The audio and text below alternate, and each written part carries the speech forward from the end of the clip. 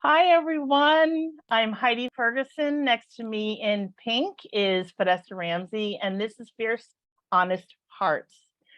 So it has been a little while, and I think the way that I'm going to phrase it is that we both have been vulnerably compromised in some way over the last few weeks. And so we're just thrilled to be back. We're thrilled to feel better overall and be working through whatever we've been working through and feeling much more ourselves to come to the table, to come to you in this way. So we're happy to be here. I'll start with a check-in, which is that the last week, 2 weeks have been emotionally an uphill climb for me emotionally. And even though I'm not on the other side of it, I'm feeling better about it because I feel some energy moving, which is great. It's exactly what I need.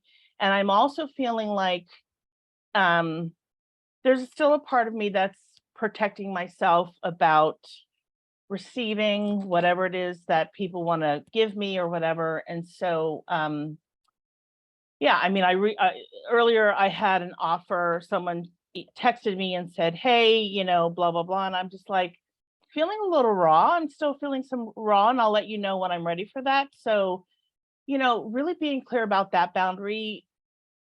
I was like, this is the best thing that I can do for myself. And you and I have been talking a lot about boundaries recently, and so that'll come into the conversation. I'm sure it typically always does, right? In some manner.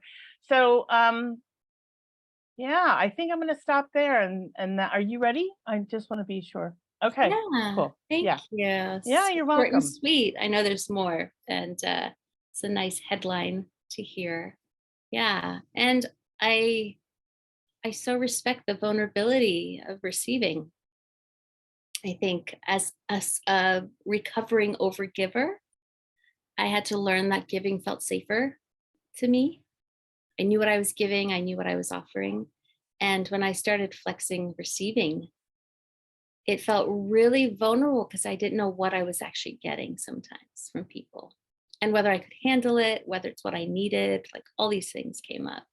So just really, yeah, being with you there around flexing that receiving muscle and whatever has to happen on the inside, the work, the inner shifts for it. Yeah. Hmm. So where am I? Well, I just came from a delicious coffee date with Lindsay Mann, one of our favorite guests here. And she's been teaching me through her course, through her program, intuition, work on intuition, which has been super juicy and rich. And it's exciting to do that with a friend, first and foremost.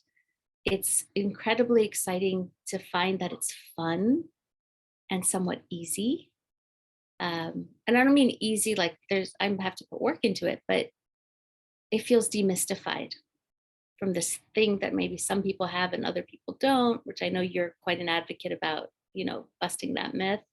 um, to trying stuff each week and getting intel and being like, whoa, how did I do that? How did that happen? And then letting that go, because that's my academic brain, and being with, this is like an intrinsic, inherent sense, one of our senses, one of our main important senses, and a bit of a coming back home through that. Because I was incredibly intuitive as a kid, to the point where people would come and ask me questions, neighbors and family members, and particularly in Pakistan when we were refugees, people would come and say, hey, are we going to get on this flight today? Or are we going to get our visas today? And somehow I had those answers.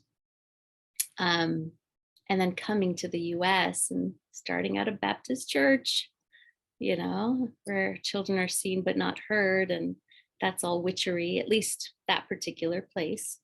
I kind of stuffed it somewhere and use it, maybe intuitively when I'm coaching, like just checking out energy and where's the energy want to go. but I've never just done this for myself. So it's really, I don't know, like I'm just lit up about it. It's something like the time is right for this for me now. And yeah, I just can't. It's also like having a really good teacher is a big part of it. And if anyone's considering this or curious about it, I just want to throw in Lindsay's website, which is heyclarity.com, which I love. And yeah, there's more to come. Like there's more weeks of learning, and it's helping me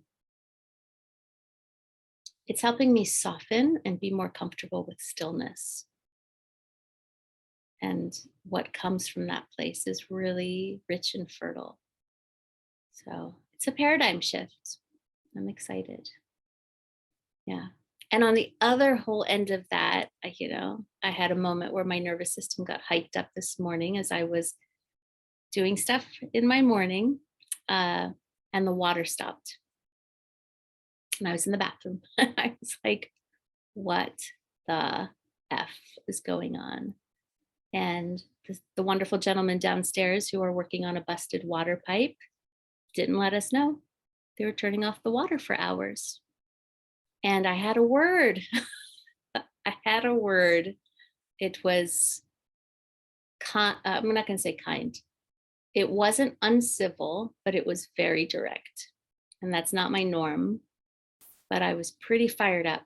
And I think in the work with Lindsay on intuition and more meditation and more time in stillness, I was pissed off and dysregulated on the inside, but I remained regulated in my behavior on the outside, right? It was like no one told us. I had quite a moment I had to deal with water just getting shut off unexpectedly. And I normally shower in the morning. So it was a to-do. And it felt very good to say to someone, tall, big guy, you guys need to let us know. And you need to move this and this and this. Like, you guys, I expect some consideration while you work on this. Because they had to unearth mailboxes, but then they were on our steps. And they had to unearth, one of those no parking signs, but it was on the stones we walked to the car. And then the water shut off. And I was like, nope, fix that. When I come back, these need to be. And I'm not used to myself being that assertive with strangers. But something in me was like, nope, boundaries. You don't just toss shit around and do what you're going to do. And it was really, I will say this as the silver lining, it was really wonderful that instead of him getting defensive and argumentative, he apologized and said, oh, that's gotta suck. I thought it was a house. I told the people downstairs. I didn't realize it was a two, because it looks like a house. I didn't realize, even though there's two mailboxes, that there was other tenants, right? So he de-escalated and was like, we'll move that, got it. Best case scenario. Because I was livid and I was really trying to keep like the reins on the wildebeest inside. That was like, there's no good that's going to come from me berating this guy. But I also want to be firm here. So learning. That's my check-in. That was my morning. That's curve. That's a big curve and really important. Mm-hmm. And as your friend, as Heidi, being Heidi, I want to say that I am over the moon and I'm thrilled to see this change. Thank you. Because if I'm nothing, I am direct. And sometimes, like in the past, I will say I've softened a lot because you've been modeling for me that. And so that doesn't work. Being assertive and aggressive and direct, that doesn't work. I would much rather just be like, hey, this is what's going on. This is how it's affecting me. And I'm asking you to do things differently. so that I'm not reactive, because I don't want to be reactive. I just want to, we can be two humans having conversation and you can still respect my boundaries. Like there are a lot of ways to have that conversation. And yeah. And, you know, my modeling growing up was just kind of like a bulldozer, like really a bulldozer. And I've learned to adjust to that by speaking up for myself and speaking my boundaries. And sometimes it takes repeating, right? Sometimes it takes a You gotta lot of enforce the boundaries. You what's can that? set them. What's like you set the boundaries, but then Yeah. you've got to enforce them while Right. people step over them. Right, exactly. Because, you know, just because I say the words does not mean that the person who's hearing them or therefore really is understanding my perspective of the boundary and how I'm meaning to come across. And so sometimes it's a matter of repeating it or rewording it or repeating and repeating whatever it is. It's yeah, it's ongoing work. And as humans, I think that that is what we need to do for ourselves, because oftentimes we are missed, our words are missed, and people aren't getting it. And I'm like, well, I did say, oh yes, and then that's when the reminder has to happen. It's all part of this ongoing life cycle, right? Yeah. Oh, yeah. So anyway, so I don't know if we want to discuss what we were talking about last Monday. I mean, I remember on Monday we were like, well, we'll talk about this on the podcast. And then of course, Wednesday delayed it. And so you kind of remember what I well, I think it was about being put upon or having these assumptions. We were talking about a personal situation for you and how you were feeling like you're the one that is in so many words having responsibilities that are not yours being put upon you. Is that ringing a bell? Yeah, it's a thread for me. You know, it's a thread I'm working on in my life because I'm noticing how, and it's getting loud here. I think they're filling the large hole that they drilled today, but you're not hearing that. So I just got to work on my. Yeah. Okay. I think the charge now has a lot to do with the charge growing up, right? So I have my eye on that, the awareness that for me, I want to be considered. It's a big value for me. And when people are messy that I care about, and I mean that from the emotional realm to the untidy realm, it does impact me. And that's tied to my sensitivity, right? And sensitive in all the right ways, that I don't want to be responsible for other people's messes, so to speak. And I'm going to put on my background noise thing because it's insanely loud over here. But the piece I'm holding right now is, A, how do I let go of being overly responsible for people? Because that's not my side of the street. And then how do I share impact when possible, right? To say, this is your mess and you get to clean up your mess, in whatever realm that is, if that makes sense. I know I'm being a little vague, but it for me is this place of, I don't want to clean up after others. I expect people to do their own work. And when they don't, instead of now sitting irritated that they're not doing their work, I'm choosing the kind of relationship I can have with them, if any, depending on my boundaries, right? I had a situation with a friend where we talked about collaborating. We were both excited. It's like 5 weeks ago. And the commitment on his part was, hey, I'm going to reach out to you my next day off in the next week. And then let's start, let's begin. And I got radio silence. 1 week, 2 weeks, 3 weeks, 4 weeks. Started to chat my ass this week, week 5. And I reached out to be like, hey, what happened? Because, he's like, you think about this every couple days, like where'd they go? What's up? Let me give them time.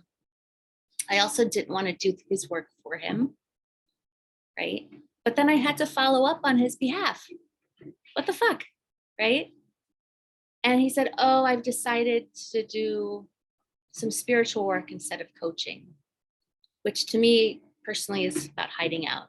It's like not doing the real work to some degree, because it's like, yes, do your spiritual readings and teachings, yes, but there's bigger fish to fry in relationship. And he was like, so, maybe we could talk about this later. And I was like, ooh, I don't feel considered, because it was going to be us coaching each other. I was looking forward to that. It sounded like somebody being like, oh, I'm going to hold off on coaching for me now. Well, what about me? Right? Have you considered impact over here in your messy, right? How your messy impacts me. So I've got some verb around this right now because it's in multiple places. And I just said to him, hey, are you open to feedback on how I'm experiencing you right now? And he said yes. And I said, do you want it on Zoom, by phone, a text? And he asked for text, and I shared. This is what you agreed on. I get that, minds change. That's okay. He didn't communicate it. And he didn't communicate it in a way that considered me. You were canceling something that I was looking forward to and making it sound like it was only about you, right? It's not relational enough for me. And I said, and I experience you often getting excited about things. And then for whatever reason, not having the drive to follow through. I've seen it enough times, and it actually stinks when it's happening to me. So this is a pattern you've seen in this person in the past with Yeah. other situations. Pretty chronically, but now it's like, impacting my side of the street. Yeah. Yeah.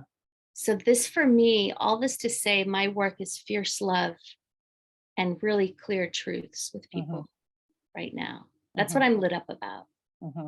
Saying, did you even think about how that's impacting me, that you didn't communicate it for 5 weeks, that I've been waiting over here for 5 weeks? That's a long time. That you just decided like that's not your thing, but am I supposed to get that through ESP? Osmosis.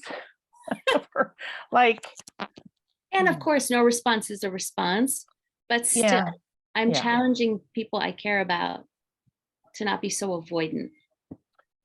Well, not so that, and also the agreement was to coach each other.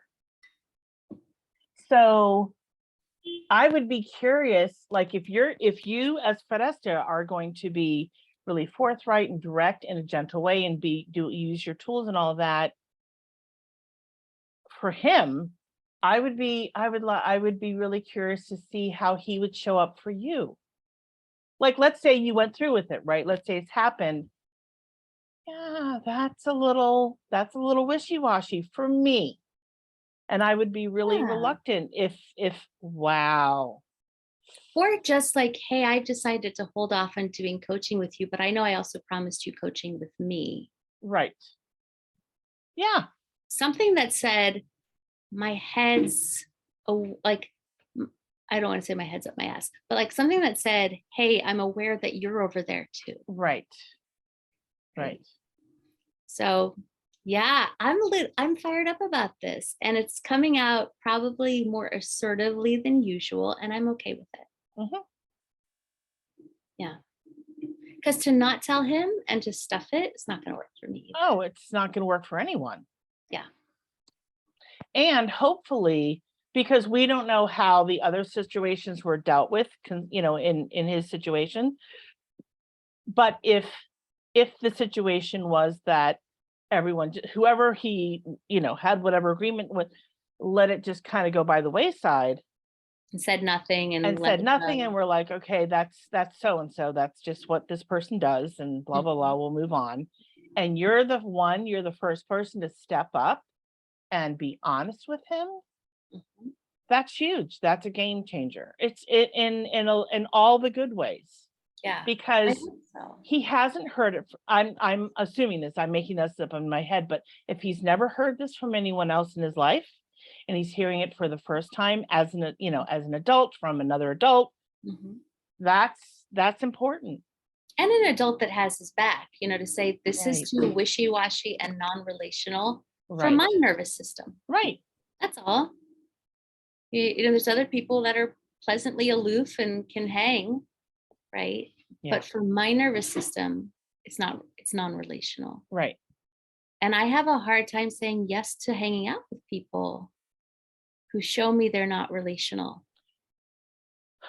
Same. you know? Yeah. And it's tricky because you and I talked about this, I think, at the last authentic relating that we taught, where we said to some degree, like, if you don't share impact, you might be robbing someone of their growth. Right. Because our participants were like, well, if I share this, like, there could be a rub, obviously. Right. And it's like, but there's a cost if you don't share it, Yeah. right?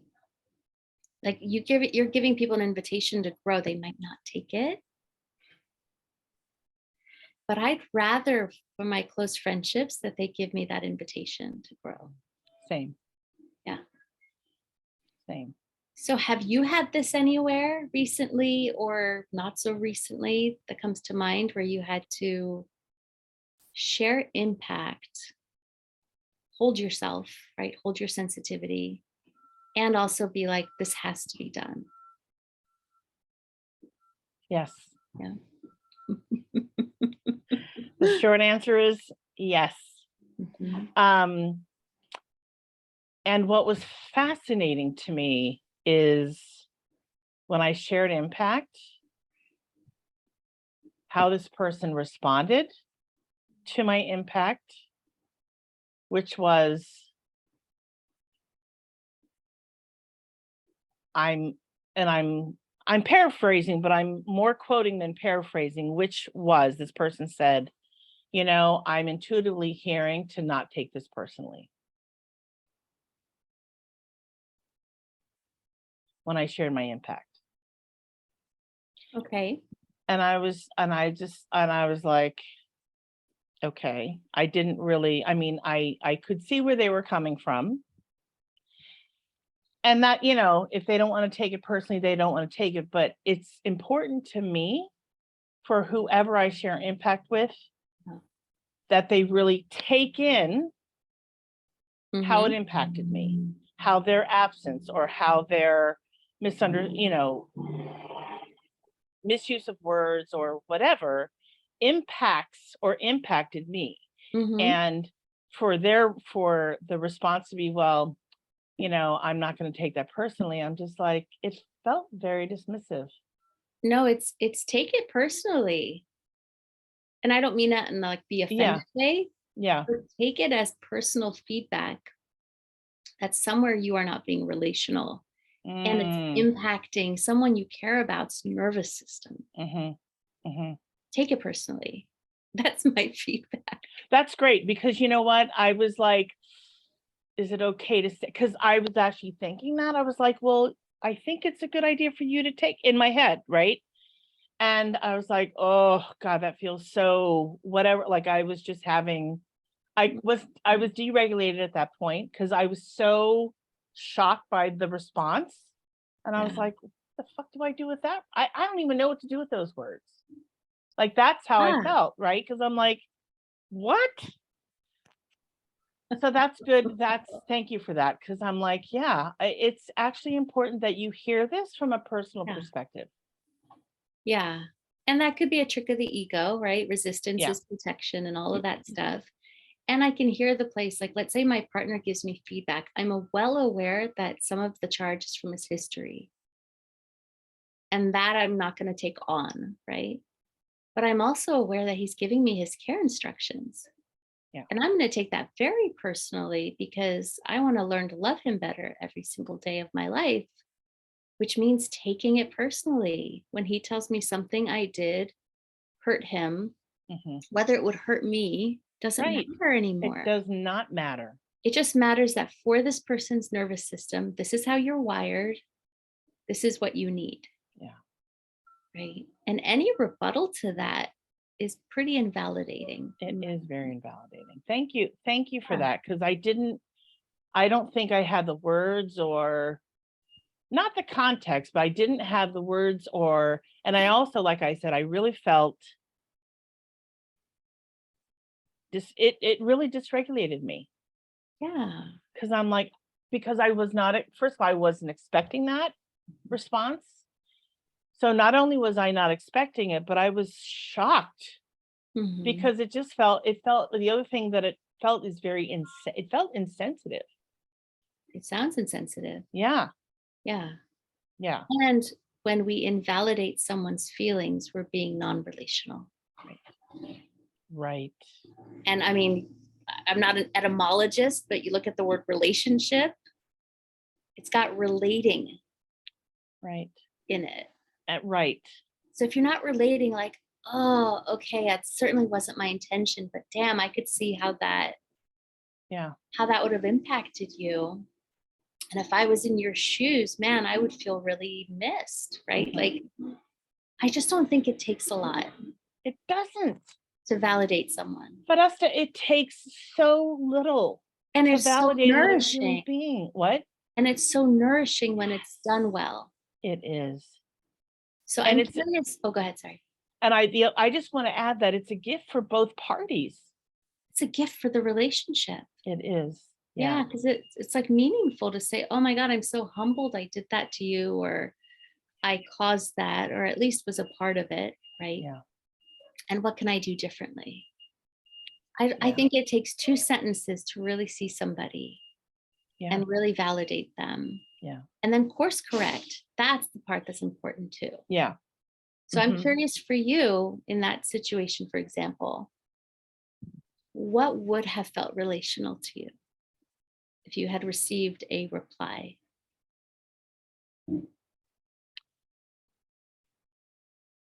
Well, for me, the words "I'm sorry," with no explanation, just I'm sorry. Like I want to hear those words, because I can really take those into my heart, into my mind, into my being. And then, I can see why you might feel that way. I understand where you're coming from. Thank you for sharing your impact. Yeah, Because thanks for letting me in. thanks for letting me in. Any of those things, but to start off with "I'm sorry" is, for me, so important. Clean, clear, none of the bullshit excuses, nothing like whatever it is. Just "I'm sorry," maybe a pause, and then, I appreciate you sharing that with me. Wow. Yeah, that feels pretty clean to me. And that takes what, maybe 2.5 seconds? It's like it really is minimal. But the word, like it's what, 5 or 6 words, but then the impact on the person that's been impacted the second time is huge in such a good way. And it's caring for. Yeah. It's caring for the relationship versus caring for self. Right. Which I think is pivotal for a lot of people. Right. Right. It's interesting you say that, because I'm sorry can feel like a band-aid to me when it comes up first. And that's just me. To me, it helps me when someone says, yep, I got loud, I got fast, I kind of got aggressive. I like ownership first. Like, you see what you did. Helps my nervous system go, okay, I'm not crazy in this, right? Like, you get what you did. And I imagine it made you feel. And if I'm sorry gets tagged on at the end, I'm happy to receive it. But if someone just says, I'm sorry, I'm not sure they know what they're sorry about. Like, so it requires that little extra. Absolutely. I mean, and if someone only said "I'm sorry," I would inquire. I would say, "That's great. And what are you sorry about?" Like, specifically, I want to hear what you're sorry about. Right. Because it isn't just "I'm sorry." What's that? And do you know yourself enough, right? Like, this is the whole test of, are you relationally self-aware to know what you caused, right? Yeah. And then this is the hardest thing for many people's nervous systems is, and I'll say mine included, it's taken me years to work with, and I continue to work with it, Mhm. is empathy without defensiveness. It's a hard one. It is, because often it's like I struggle to be seen and like, but I'm good, but I didn't mean that, but that's not what I like, that wasn't my intent. Doesn't matter, I had impact. Right. So with my partner, for example, if I tell him, oh, it's because I was tired and I wasn't paying attention and I was hangry, it just sounds like a bunch of justifications. Mhm. They're valid. Mhm. They're not useful. Mhm. In that moment, I have to address the fact that I'm worried I won't be seen as good internally, while saying, oh, yeah, I didn't communicate that outright with you. I wasn't thinking straight. I could see where that felt unnerving and confusing. Mhm. And like, hell yeah, it makes sense that you're unsettled right now. Mhm. Versus, but I was hangry and like, gotta cut me some slack, right? Like, who wants to hear all that shit? Nobody. Nobody. Yeah. Literally nobody. There a meme that's like, nobody wants to hear your excuses. So Not I when was they're hurt listening a anyway. couple. What's that? I was saying, not when they're hurt by you anyway. No. Maybe not when- later. Right. You can tell them, oh, but this is what happened. Right. Yeah. Yeah. Yeah. But let's not ruin the very meaningful, very Mhm. thoughtful moment of apologizing and then owning. That's yeah. Let's Let that sink in for a little let that sink in. And I'm going to say, give it a couple of hours before you have the rest of the conversation. Yeah.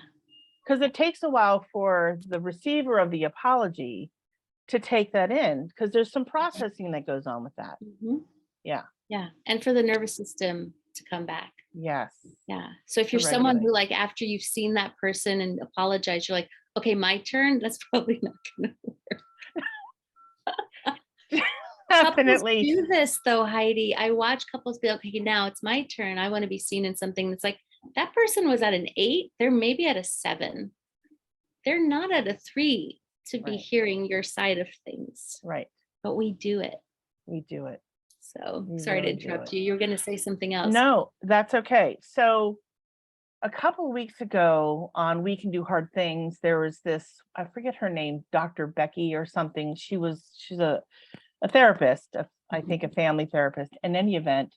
So in the midst of the conversation, and they were talking a lot about parent-child relationships and then their own as when they were children and all that kind of thing. And during the course of the conversation, Dr. Becky, in so many words, was talking about how when we mess up, like when adults or parents mess up, we're allowed to apologize. Yeah. Okay, right. So you and I are like, well, of course, yes, we're allowed to apologize, right?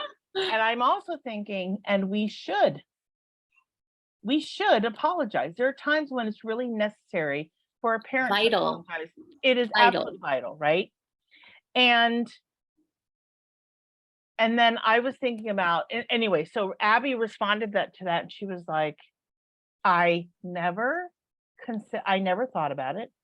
I never considered it. Not that I thought that I'm better than our Mhm. kids, because she's a co-parent with Glennon and Glennon's former husband. But anyway, she's like, I just, because it wasn't modeled for me, I didn't even think it was a possibility.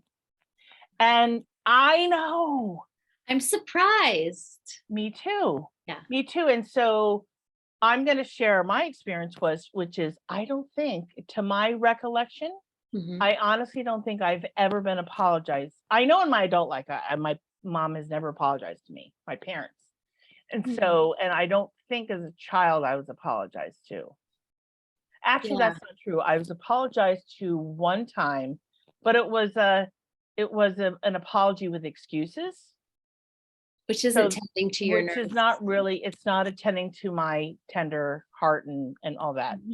And so I'm curious to hear from you if you have a recollection of being apologized to from your parents anytime in your life, like childhood, Mm. mid-20s, as an adult.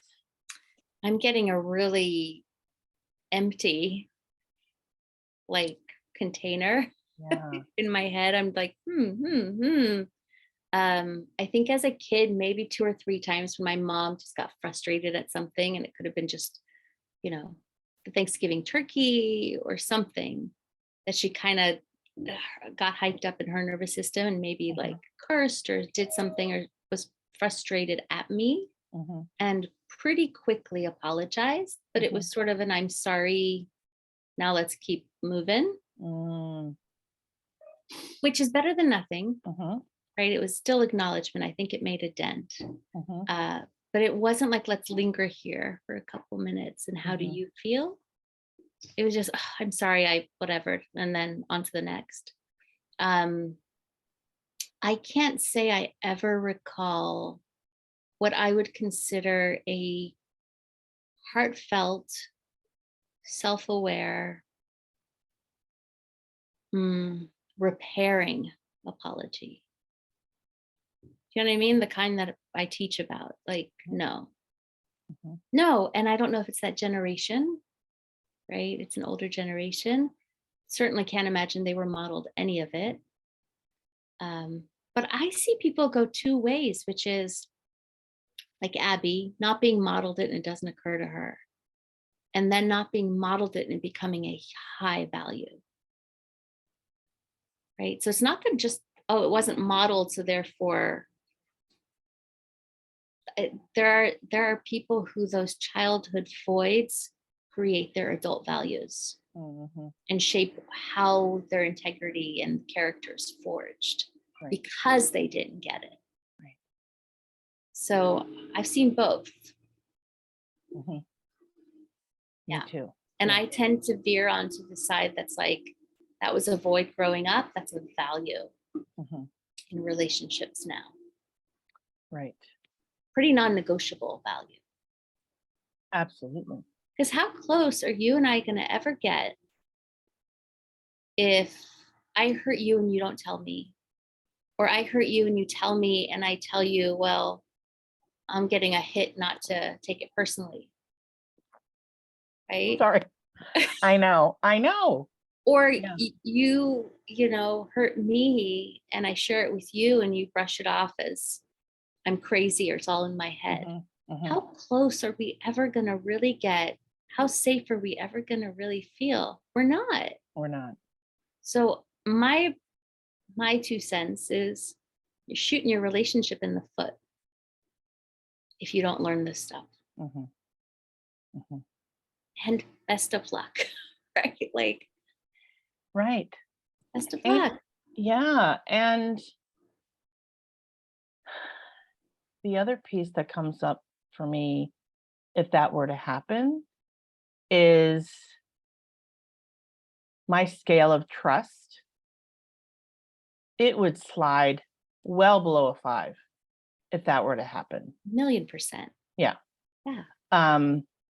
And if you don't have trust with someone in a relationship, you don't have a relationship.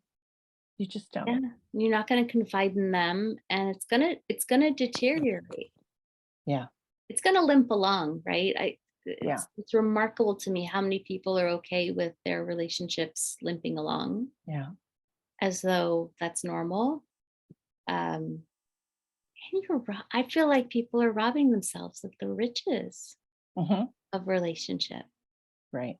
We've had a few of I can't say they were like high volatile conflicts because we haven't had those, but we've had, you and I, moments where we've missed each other. And then the cleanup and the repair of that. And it has done nothing but create a solid foundation. Right.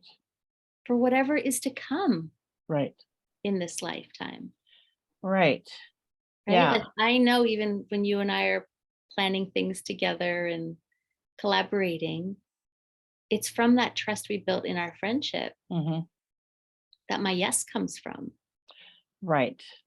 Of like, I know Right. how you'll show up. I know how I'll show up. I know how I'll care for you if things get rough. I know how you'll care for me if things get rough. Mhm. So sure, let's do something together. Mhm. But if And you if you like took something that hurt me and kind of was aloof about it, you're right. I don't know if I'd even have a 5 on the trust scale.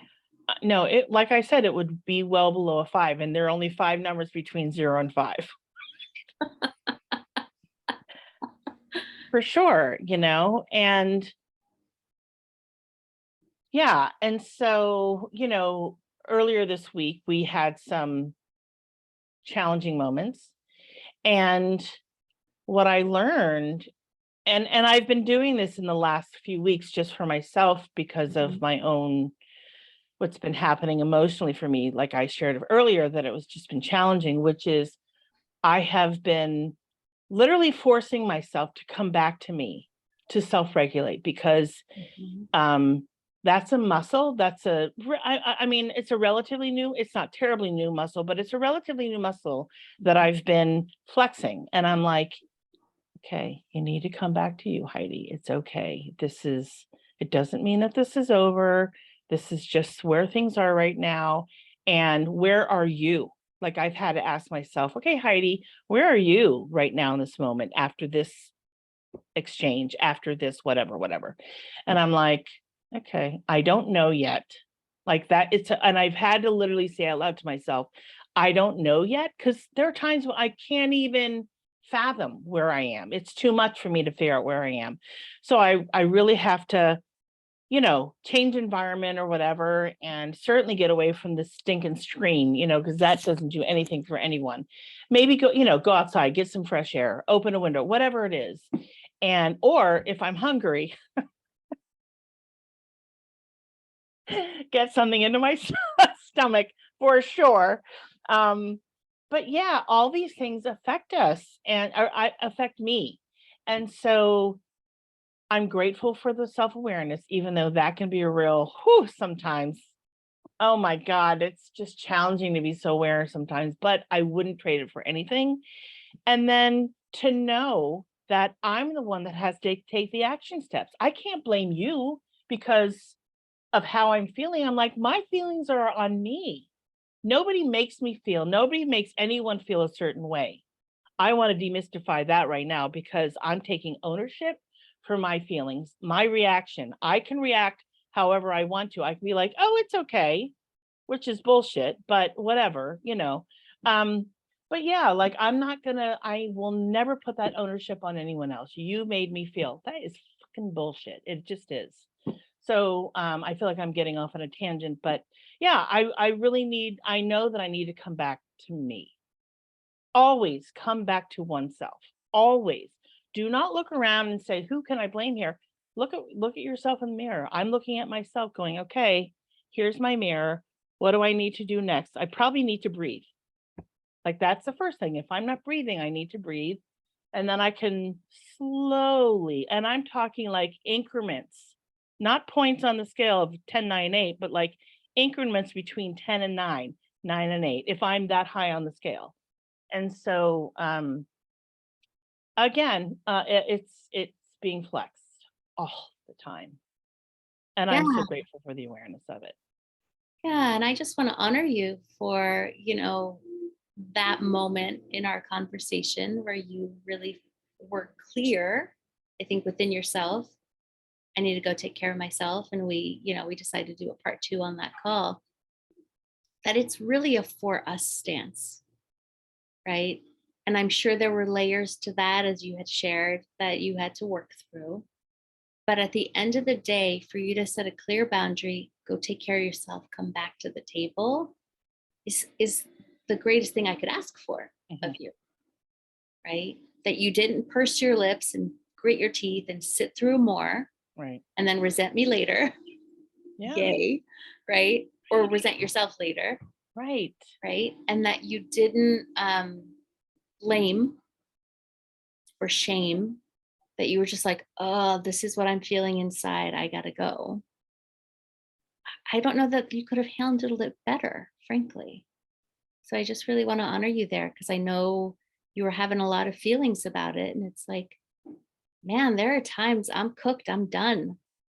And I wish I had the good grace to acknowledge it and be upfront. I think I'm better now, but you've helped me through being like, okay, I'm kind of full right now. I think I need to go. And, beginning Yeah. to be like, okay, that's all I got. Right. Right. Yeah. Right. And Thank then, you. yeah. And then the flex is also the time you take from 10 to 9 3/4 Right. to 9.5. Right. Right. That's that's no joke, that work. No, it's not. And I would say for those who are not privy to this language or even understand what it is to self-regulate or have never heard the term self-regulate, um, yeah, I'm gonna say go to Fidesta, like contact Fidesta. Seriously, she's the person that you wanna do this work with. Um, I'm not me. I'm learning. She's modeling for me. I'm learning from her, and I'm doing it. But it's definitely not my strong suit. I have other strong suits. You But do. certainly, yeah, and I will say it is a. This is going to sound extreme and maybe dramatic, but it really can be a lifesaver because when someone is at a 10, they're gonna and they're not doing the work to regulate themselves, who knows what can happen at that 10, Yeah. right? That's scary. 9 at that 8, all of it. All anything above, I would say a 7, 7.5, up to a 10 plus. Do whatever you can to come back down to at least a 5 where you feel like, okay, I feel normal because the other doesn't feel normal. It Mhm. shouldn't feel normal, Thank right? you. Yeah. Yeah, absolutely. And, some of us are well versed at regulating ourselves, some of us aren't. So you might need someone to help co-regulate and be there with you to start to model it for you, especially if you were modeled it growing up, how to regulate your nervous system. And the reality is we experience our whole lives through our nervous system. Yeah, So it is the jungle gym of work, in my yeah, opinion. it is. Yeah. You have that one on deck in a healthy way, much of life can take care of itself. Mhm. Yeah. Yeah. Yeah. Well, thank you, friend. This has been so yummy Yeah, and delicious. it has been. Yeah. So I before we do the chat pack, I wanted Mhm. to I meant to comment on your check-in about working with Lindsay Mhm. on your Mhm. intuition, which I'm so excited. Like Thank you. I'm over the moon, terribly excited about this and for you and all of it. And yeah, so my question is in the years between your childhood where you were feeling into your intuition and people were coming to you and um seeing you as that person and now because there's Mhm. been a several decades gap, how has that been? Like what was it like in the gap for you to Hmm. maybe not be paying attention to your intuition and how Yeah. has Great question. yeah and how did it feel to be living as a human without using that as one of your senses like on the regular? Well, it was troublesome. That's the first word that comes up. Yeah. So there's a lot of red flags and things I didn't catch because that wasn't there, and a lot of disappointments and hurts and heartbreaks that came with that. I think it was always under there, like real deep down, like buried treasure, kind of. But the conditioning, the layers of conditioning had made it where I didn't have access to it unless I was really, really, really exhausted. And then it was just there Mm, when I wasn't in ego and conditioning and all the things. mhm. So it could have been like when I was jet lagged, right? Or when it was like fourth day of my moon time or something like that, that's when it would come through and I'd be like, oh, this is interesting, but also this could be dangerous because that was the story. Right. It's powerful, it's dangerous, it's witchery, whatever. And but I longed for it. Like it didn't go away, that longing to be like, Mhm.